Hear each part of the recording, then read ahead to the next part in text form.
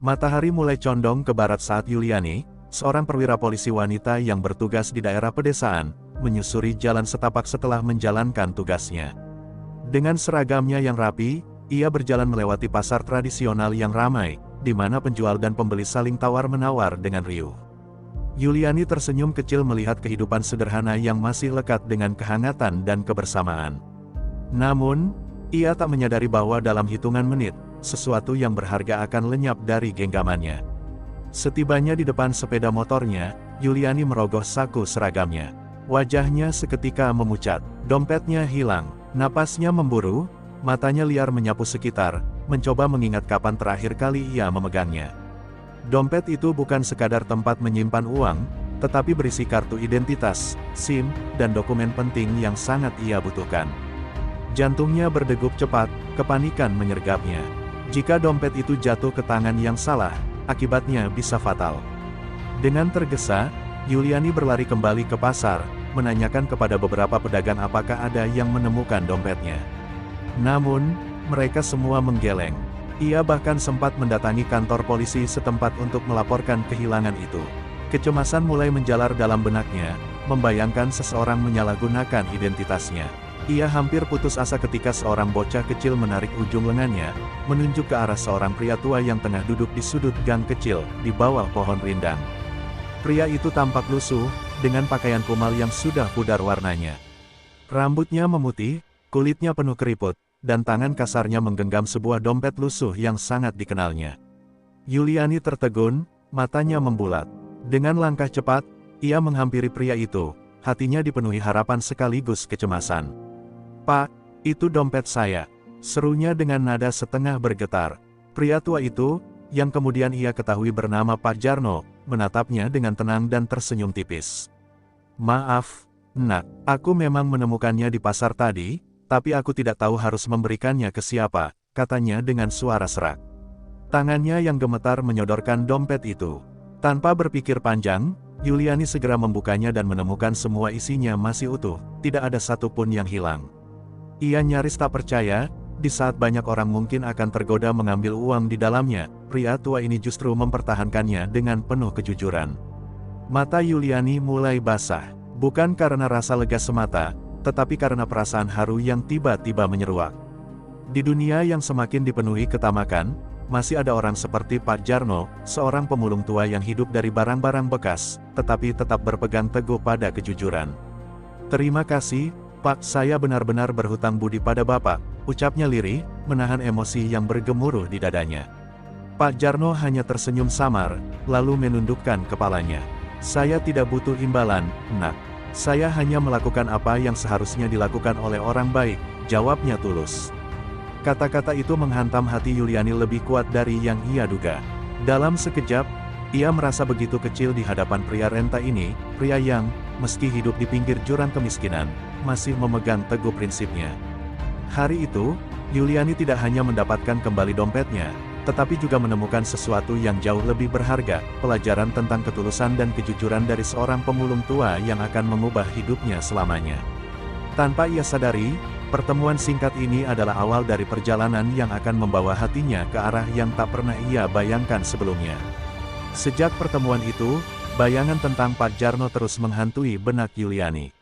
Setiap kali ia mengingat tatapan teduh pria tua itu dan kata-kata bijaknya, hatinya terasa hangat, namun juga dipenuhi rasa penasaran. Bagaimana mungkin seseorang yang hidup dalam kemiskinan memiliki ketulusan yang begitu murni?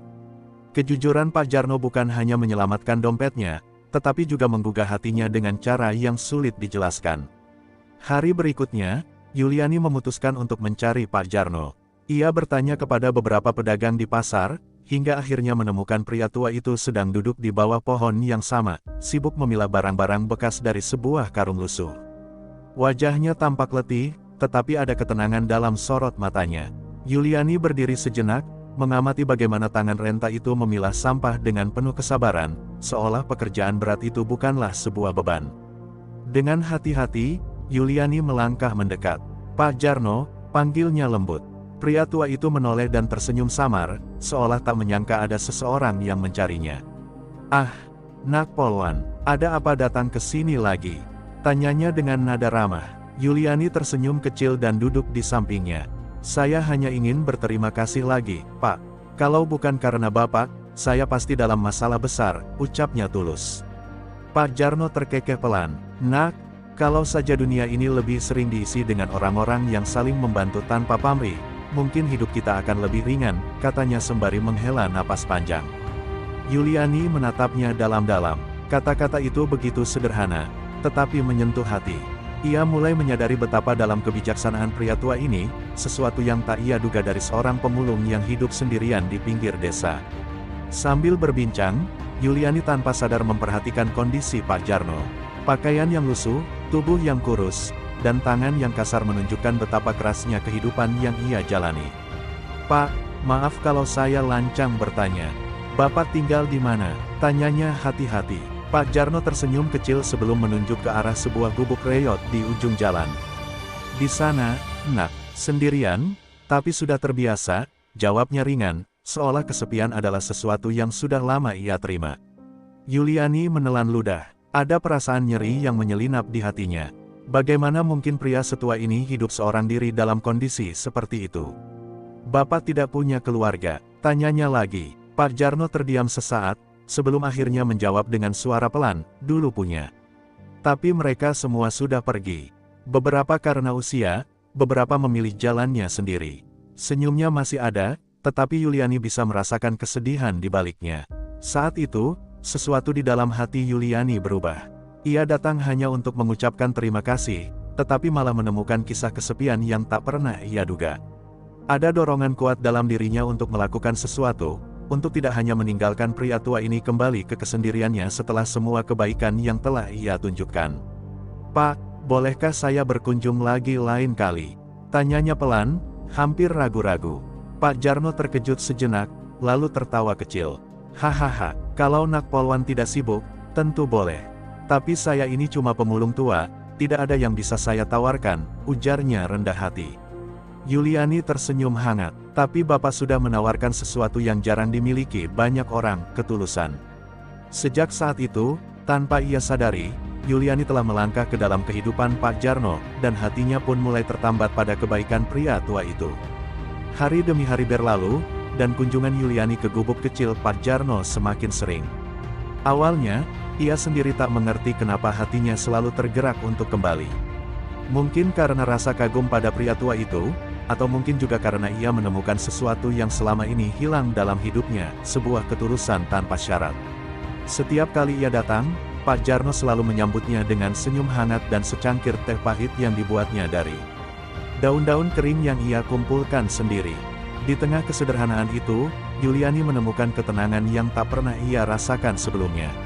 Pak Jarno bercerita tentang masa lalunya, tentang bagaimana ia pernah memiliki keluarga yang lengkap sebelum akhirnya kehilangan semuanya. Istrinya meninggal lebih dulu karena sakit, sementara anak-anaknya yang dulu ia besarkan dengan penuh cinta memilih pergi ke kota dan tak pernah kembali. Mungkin mereka malu punya ayah pemulung, ucapnya dengan senyum yang menyembunyikan luka. Yuliani merasakan sesuatu mencubit hatinya. Ia tak bisa membayangkan bagaimana rasanya diabaikan oleh darah daging sendiri. Bapak tidak pernah mencoba mencari mereka. Tanyanya pelan. Pak Jarno hanya menggeleng. Dulu, iya, tapi semakin lama, saya sadar. Jika seseorang ingin tetap ada dalam hidup kita, mereka pasti akan berusaha sendiri. Saya tidak mau memohon untuk dicintai, jawabnya. Kata-kata itu membuat Yuliani tercekat. Ia melihat sosok yang begitu kuat, tetapi juga rapuh dalam kesendiriannya.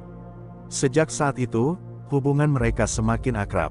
Setiap kali Yuliani datang, ia tak sekadar duduk dan mendengarkan cerita Pak Jarno, tetapi juga membantu pekerjaan kecil seperti menyapu halaman atau memasak makanan sederhana. Ia bahkan pernah diam-diam meninggalkan beberapa bahan makanan di gubuk Pak Jarno, meski pria tua itu selalu menolak bantuan dengan alasan ia masih bisa bekerja. Namun, Yuliani tetap bersikeras, berkata bahwa berbagi bukan berarti mengasihani, tetapi bentuk rasa hormat. Di balik semua kebersamaan itu, tanpa disadari, hati Yuliani mulai berubah. Setiap kali ia berbincang dengan Pak Jarno, ia merasakan ketenangan yang tak pernah ia temukan di tempat lain.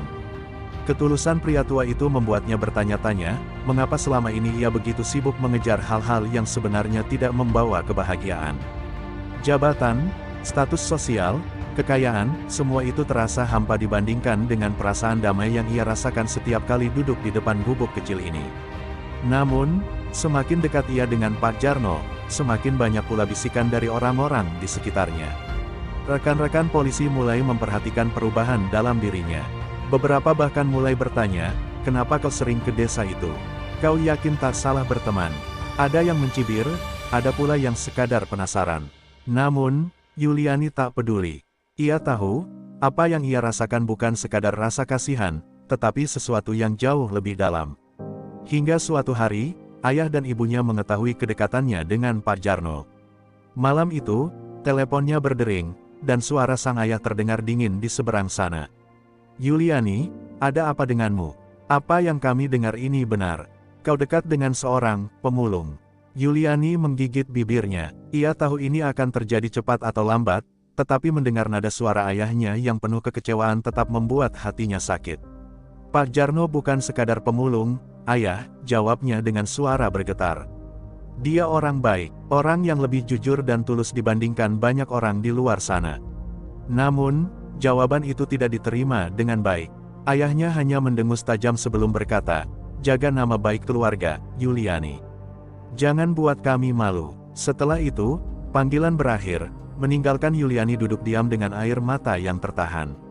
Untuk pertama kalinya, ia merasakan betapa sulitnya mempertahankan sesuatu yang ia yakini benar.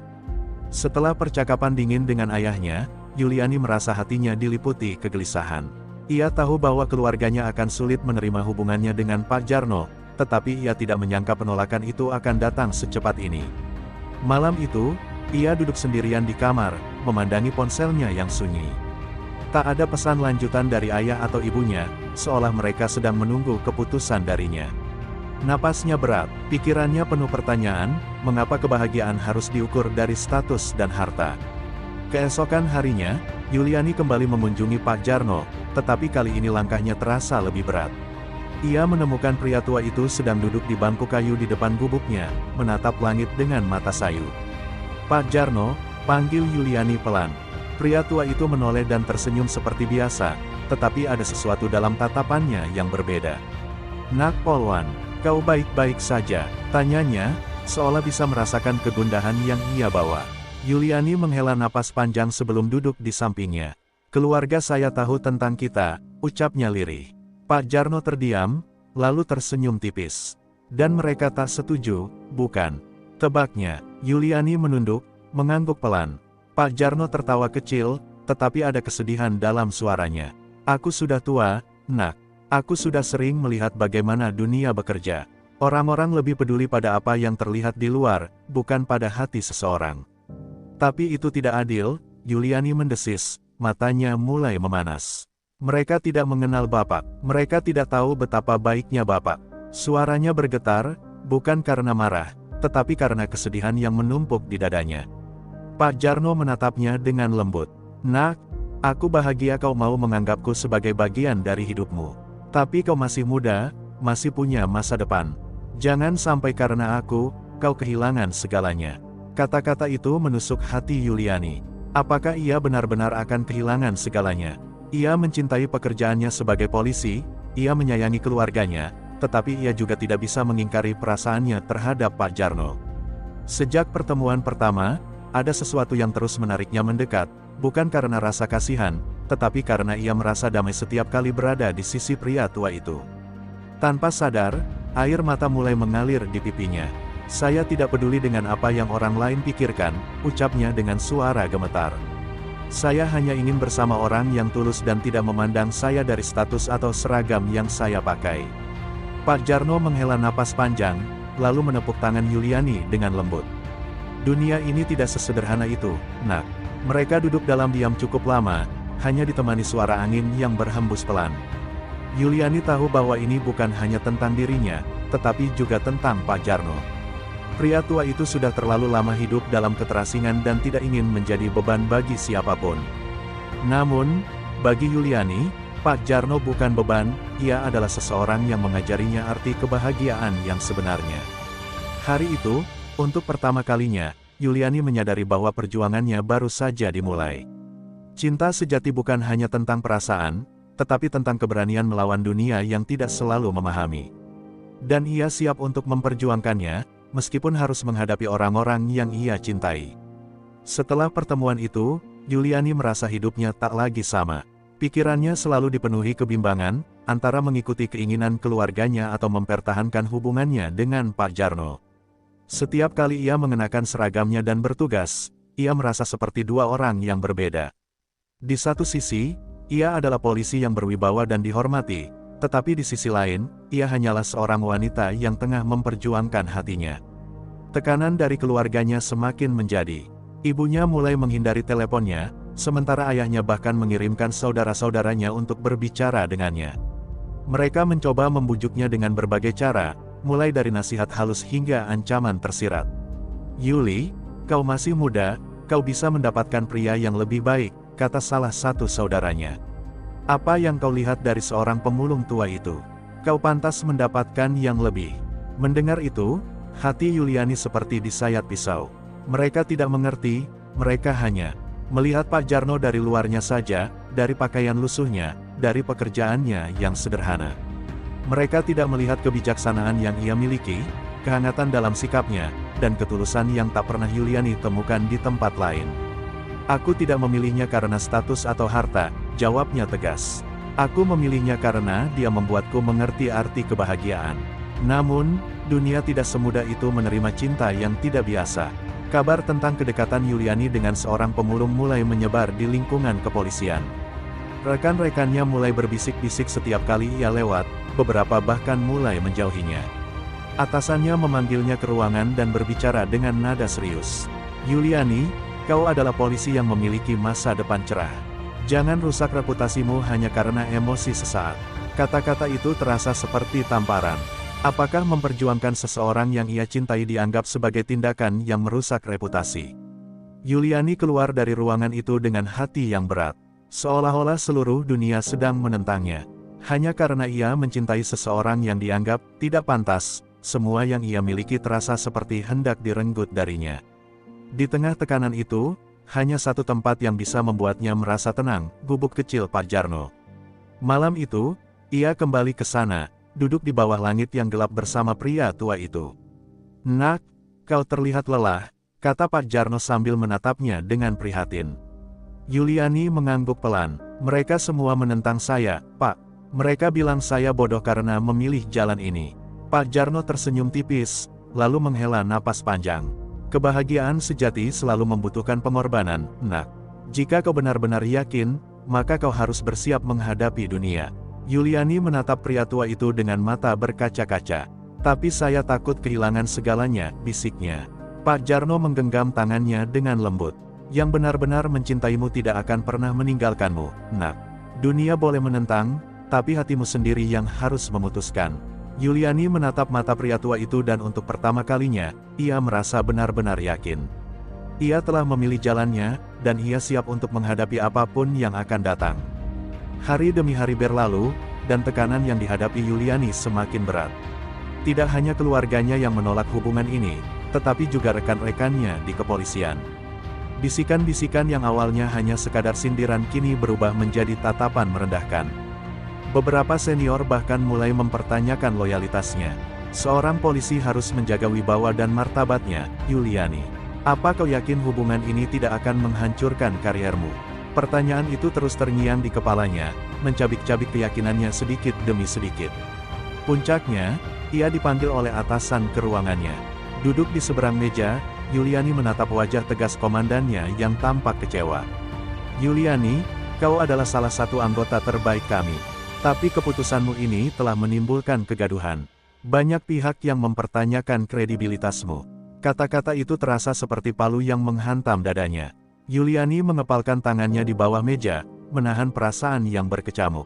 "Atas nama institusi, kami meminta agar kau mempertimbangkan kembali hubunganmu dengan pria itu," lanjut komandannya dengan nada dingin. "Jika kau tetap bersikeras, maka bersiaplah menerima konsekuensinya." Jantung Yuliani berdegup kencang. Ia tahu apa yang dimaksud.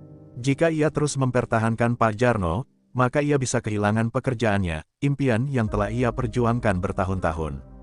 Malam itu, dengan hati yang berat, Yuliani kembali ke gubuk Pak Jarno. Namun, kali ini berbeda. Ia tidak lagi membawa senyum atau semangat seperti biasanya. Matanya sembab, pikirannya kalut. Pak Jarno yang sedang duduk di bangku kayu menatapnya. Dengan penuh kekhawatiran. "Ada apa, Nak?" tanyanya lembut. Yuliani berdiri di depan pria tua itu, mencoba menahan air mata yang ingin jatuh. "Saya harus memilih, Pak," suaranya serak, hampir tak terdengar. "Jika saya tetap bersama Bapak, saya akan kehilangan pekerjaan saya. Tapi jika saya memilih pekerjaan saya, maka saya harus meninggalkan Bapak." Ucapan itu membuat Pak Jarno terdiam. Matanya yang biasanya penuh kehangatan kini dipenuhi kesedihan yang dalam. Ia menarik napas panjang sebelum akhirnya tersenyum tipis. "Nak, aku sudah menduga ini akan terjadi." Yuliani menatapnya dengan mata penuh air mata. "Lalu, apa yang harus saya lakukan, Pak?" "Saya mencintai pekerjaan saya, tapi saya juga tidak ingin meninggalkan Bapak," suaranya pecah di akhir kalimatnya. Pak Jarno menepuk tangan Yuliani dengan lembut, seolah mencoba menenangkan hatinya yang bergejolak. "Nak, hidup ini penuh dengan pilihan, dan terkadang pilihan itu menyakitkan. Aku tidak ingin menjadi alasan kau kehilangan masa depanmu." Air mata Yuliani akhirnya jatuh. "Tapi saya tidak ingin meninggalkan Bapak, saya merasa damai di sini." Pak Jarno menggeleng pelan. "Aku akan selalu ada di sini, Nak. Tapi kau harus menjalani hidupmu. Jika kau memilih tetap di sisiku, aku takut dunia akan semakin kejam padamu." Kata-kata itu menghantam hati Yuliani seperti pisau. Ia tahu Pak Jarno hanya ingin melindunginya, tetapi justru itulah yang membuatnya semakin sulit. Malam itu, Yuliani duduk di depan gubuk kecil itu lebih lama dari biasanya. Hatinya berkecamuk dalam dilema yang menyakitkan. Ia mencintai pria tua itu bukan sebagai seorang kekasih, tetapi sebagai seseorang yang mengajarinya arti kehidupan. Dan kini, ia harus memilih antara kebahagiaannya atau jalan hidup yang telah ia tempuh selama ini. Ia tahu, keputusan yang akan ia ambil akan mengubah segalanya, selamanya. Malam itu terasa begitu panjang bagi Yuliani. Ia duduk diam di depan gubuk kecil Pak Jarno, mencoba memahami luka yang kini menggerogoti hatinya. Keputusan yang harus ia ambil bukanlah sesuatu yang mudah, ia harus memilih antara dua hal yang sama berharganya dalam hidupnya. Angin malam berhembus lembut, membawa suara-suara sunyi yang seakan menertawakan kelemahannya. Pak Jarno menatapnya dengan penuh kebijaksanaan, meski matanya tak bisa menyembunyikan kesedihan yang mendalam. "Nak, aku ini hanya seorang lelaki tua yang kebetulan hadir dalam hidupmu. Sementara kau adalah wanita yang masih memiliki masa depan cerah di depan sana," ucapnya lirih. Yuliani menatap Pak Jarno dengan mata yang mulai memanas. "Bapak bukan hanya seseorang yang kebetulan hadir. Bapak adalah rumah bagi saya," suaranya bergetar, menahan air mata yang hampir jatuh. Pak Jarno tersenyum kecil, meskipun ia tahu, di balik senyum itu ada luka yang tak bisa diungkapkan. "Dan rumah sejati harus melepaskan penghuninya untuk terbang lebih tinggi, bukan menahannya di tempat yang sama," jawabnya lembut. Kata-kata itu membuat Yuliani semakin hancur. Ia ingin berteriak, ingin melawan takdir, tetapi ia tahu, Pak Jarno mengatakan itu karena ia ingin melindunginya dari dunia yang semakin kejam. Tangis Yuliani pecah. Ia menggenggam tangan Pak Jarno erat-erat, seakan tak ingin kehilangan satu-satunya tempat di mana ia merasa diterima. "Saya takut, Pak, saya takut meninggalkan Bapak dan akhirnya kehilangan satu-satunya orang yang benar-benar mengerti saya," isaknya. Pak Jarno mengusap kepalanya dengan penuh kasih sayang. "Nak, cinta sejati bukan tentang memiliki, tapi tentang memastikan orang yang kita cintai tetap bahagia, meski itu berarti harus merelakan mereka pergi." Malam itu, Yuliani sadar bahwa ia tidak bisa terus melawan dunia sendirian. Ia mencintai Pak Jarno, bukan sebagai seorang pasangan, tetapi sebagai seseorang yang telah mengajarkannya tentang arti ketulusan. Namun, dunia tidak akan pernah menerima hubungan mereka dengan mudah. Dan jika ia tetap bertahan, maka yang akan tersakiti bukan hanya dirinya, tetapi juga Pak Jarno. Dengan berat hati, Yuliani mengambil keputusan yang paling menyakitkan dalam hidupnya. Ia menghela napas panjang, mencoba mengumpulkan keberanian yang tersisa dalam dirinya. "Bapak janji sama saya, tetap jaga diri, ya?" tanyanya dengan suara bergetar. Pak Jarno mengangguk, meski sorot matanya menyiratkan bahwa kepergian Yuliani akan meninggalkan luka yang mendalam. Pagi itu, Yuliani meninggalkan gubuk kecil itu dengan air mata yang belum juga kering di pipinya. Ia berjalan menjauh, tetapi setiap langkah terasa seperti ribuan belati yang menusuk hatinya. Ia tidak menoleh ke belakang, karena ia tahu, jika ia melakukannya, ia tidak akan pernah bisa pergi. Di balik pintu gubuknya, Pak Jarno hanya bisa menatap kepergian Yuliani dengan senyum yang dipaksakan. Ia tahu, suatu saat Yuliani akan mengerti bahwa perpisahan ini bukan akhir dari segalanya. Namun, untuk saat ini, ia hanya bisa berbisik pada dirinya sendiri, mencoba meyakinkan hatinya yang remuk, semoga kau menemukan kebahagiaanmu, nak. Hari-hari setelah perpisahan itu terasa hampa bagi Yuliani. Ia kembali ke kehidupannya sebagai seorang polisi, mengenakan seragam kebanggaannya, tetapi hatinya terasa kosong. Setiap pagi, ia bangun dengan perasaan seolah ada sesuatu yang hilang, sesuatu yang tak bisa digantikan dengan apapun. Di kantor, ia tersenyum dan berusaha bersikap profesional, tetapi di dalam dirinya, ada kesedihan yang terus tumbuh seperti racun. Rekan-rekannya mengira Yuliani telah kembali menjadi dirinya yang dulu, sosok polisi muda yang tangguh dan berwibawa. Namun, mereka tidak tahu bahwa setiap kali ia melihat jalanan kota, pikirannya selalu melayang ke sebuah gubuk kecil di pedalaman. Setiap kali ia melihat seorang pemulung tua di pinggir jalan, dadanya terasa sesak, seakan-akan kenangan tentang Pak Jarno menolak untuk pergi. Di rumah, ia mencoba mengalihkan pikirannya dengan berbagai cara. Ia menyibukkan diri dengan pekerjaan, menerima tugas tambahan, bahkan mengikuti pelatihan di luar kota. Namun, tidak ada yang benar-benar bisa menghilangkan rasa bersalah yang menyiksanya. Setiap malam, ia teringat wajah Pak Jarno, senyumnya yang lembut, dan kata-kata terakhirnya yang begitu menyakitkan. Semoga kau menemukan kebahagiaanmu, nak. Suatu malam, Yuliani akhirnya tak bisa lagi menahan rasa rindunya.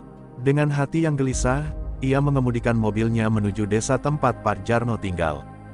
Jalanan gelap dan sepi, tetapi hatinya dipenuhi ketakutan yang tak bisa dijelaskan. Sesampainya di sana, ia melangkah dengan hati-hati menuju gubuk itu.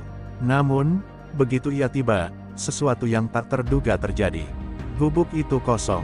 Tak ada lagi cahaya lampu temaram, tak ada suara langkah kaki Pak Jarno.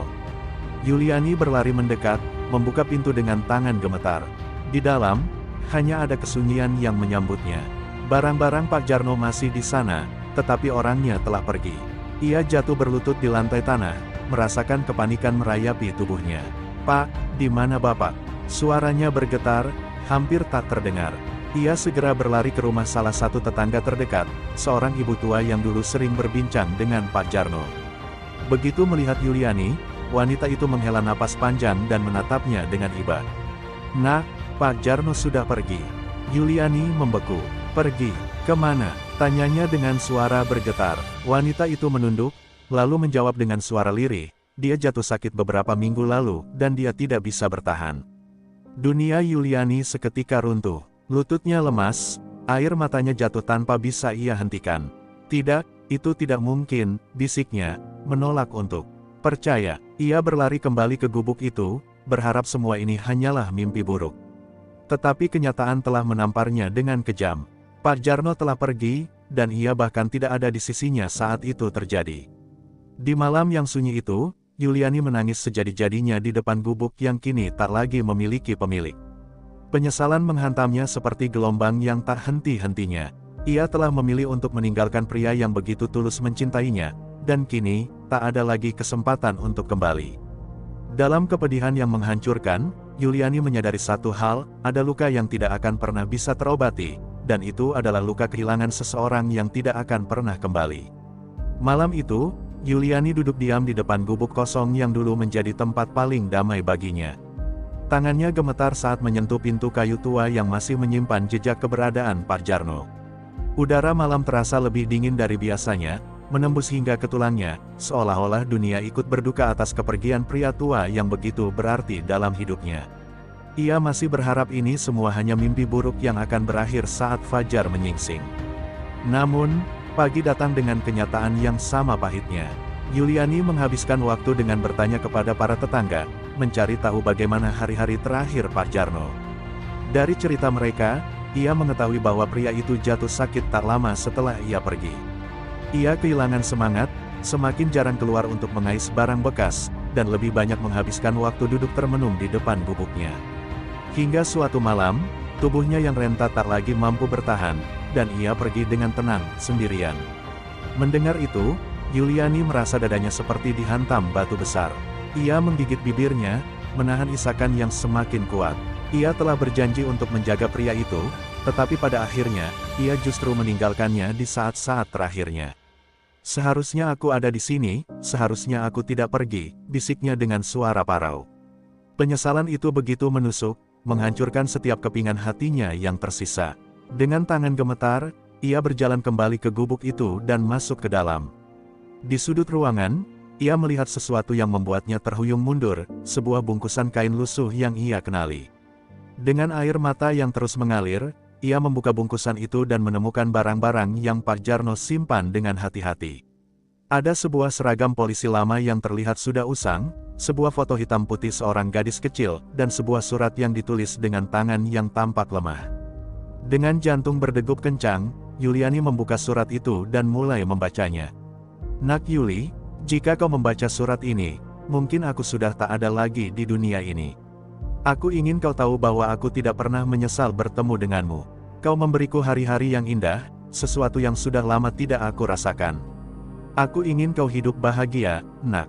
Jangan menyesali apapun, jangan menangisi aku, kau masih punya kehidupan yang panjang di depan sana. Aku akan selalu mendoakanmu dari tempat yang lebih tinggi." Tangannya bergetar hebat saat membaca kalimat-kalimat terakhir itu. Pak Jarno tidak pernah menyalahkannya, bahkan di saat terakhirnya, pria itu masih lebih memikirkan kebahagiaan Yuliani daripada dirinya sendiri. Hatinya terasa semakin hancur, ia jatuh berlutut di lantai tanah yang dingin, memeluk surat itu erat-erat di dadanya sambil menangis terseduh-seduh. Hari itu, di dalam gubuk kecil yang kini hanya berisi kenangan, Yuliani menyadari bahwa ada penyesalan yang tak akan pernah bisa diperbaiki. Ia bisa kembali ke pekerjaannya, bisa meneruskan hidupnya, tetapi bagian dari dirinya akan selalu tertinggal di tempat ini, bersama pria tua yang telah mengajarinya arti ketulusan. Ia memejamkan mata, membiarkan air matanya jatuh. Untuk terakhir kalinya, sebelum akhirnya berbisik, "Maafkan saya, Pak, saya mencintai Bapak." Beberapa hari setelah kematian Pak Jarno, Yuliani masih merasa seperti hidup dalam bayangan kehilangan. Ia tetap menjalankan tugasnya sebagai polisi, tetapi hatinya terasa kosong. Setiap kali ia melihat seorang pemulung di jalan, ia teringat sosok pria tua itu. Setiap kali ia melewati sudut kota yang pernah mereka lewati bersama, ia merasakan sesak yang tak kunjung hilang. Hidupnya berjalan seperti biasa, tetapi ada sesuatu yang hilang selamanya. Namun, di tengah kesedihannya, Yuliani menemukan sebuah tujuan baru. Ia tidak ingin kematian Pak Jarno menjadi sekadar kenangan pahit tanpa makna. Ia ingin melakukan sesuatu agar pria itu tidak hanya dikenang olehnya, tetapi juga oleh dunia. Dengan tekad yang baru, ia mulai mencari tahu lebih banyak tentang kehidupan para pemulung dan orang-orang terlantar di kota itu. Ia ingin memahami penderitaan yang selama ini hanya ia lihat dari kejauhan. Suatu hari, ia mengajukan permohonan kepada atasannya untuk menginisiasi program sosial bagi masyarakat miskin di wilayahnya. Awalnya, idenya ditolak, banyak yang menganggap itu bukan bagian dari tugas kepolisian. Namun, Yuliani tidak menyerah. Dengan kerja keras dan dukungan beberapa rekannya yang peduli, ia akhirnya mendapatkan izin untuk memulai program bantuan bagi kaum marginal. Itu adalah cara kecilnya untuk membalas semua pelajaran hidup yang Pak Jarno berikan kepadanya. Program itu dimulai dengan sederhana, mendistribusikan makanan bagi pemulung, memberikan pelatihan kerja bagi mereka yang ingin mencari penghidupan lebih baik. Yuliani turun langsung ke jalan, bertemu dengan mereka yang selama ini terlupakan oleh masyarakat. Setiap kali ia melihat senyum di wajah mereka, ia merasa seperti melihat sekilas bayangan Pak Jarno. Seolah-olah pria itu masih ada di sana, mengawasinya, tersenyum bangga atas apa yang ia lakukan. Namun, bukan berarti perjalanan itu mudah. Ia menghadapi banyak tantangan, dari kurangnya dana hingga cibiran dari orang-orang yang tidak peduli. Beberapa rekan kerjanya bahkan menganggapnya terlalu emosional, terlalu terpengaruh oleh masa lalunya. Tetapi Yuliani tidak peduli. Ia tahu bahwa ini adalah jalannya, cara untuk menebus penyesalannya. Jika ia tidak bisa mengubah masa lalu, setidaknya ia bisa memastikan tidak ada lagi Pak Jarno lain yang harus mati sendirian dalam kesedihan. Suatu malam, setelah selesai membagikan makanan kepada para pemulung di bawah jembatan, Yuliani duduk sendirian di bangku taman. Ia menatap langit yang penuh bintang, merasakan ketenangan yang jarang ia rasakan belakangan ini. Dalam hatinya, ia berbicara kepada pria tua yang begitu ia rindukan. "Bapak, saya harap Bapak melihat ini dari atas sana. Saya tidak akan melupakan Bapak. Dan saya akan memastikan bahwa orang-orang seperti Bapak tidak akan diabaikan lagi." Angin malam berhembus lembut, seolah memberikan jawaban atas doanya. Yuliani tersenyum kecil, meskipun air mata jatuh perlahan di pipinya. Ia tahu, rasa sakit kehilangan itu tidak akan pernah benar-benar hilang. Tetapi setidaknya, ia telah menemukan cara untuk terus berjalan. Di dalam dirinya, ia telah membuat sebuah janji yang tidak akan pernah ia lupakan. Bahwa selamanya, ia akan membawa nama Pak Jarno dalam setiap langkahnya. Bahwa kebaikan pria tua itu tidak akan pernah lengah.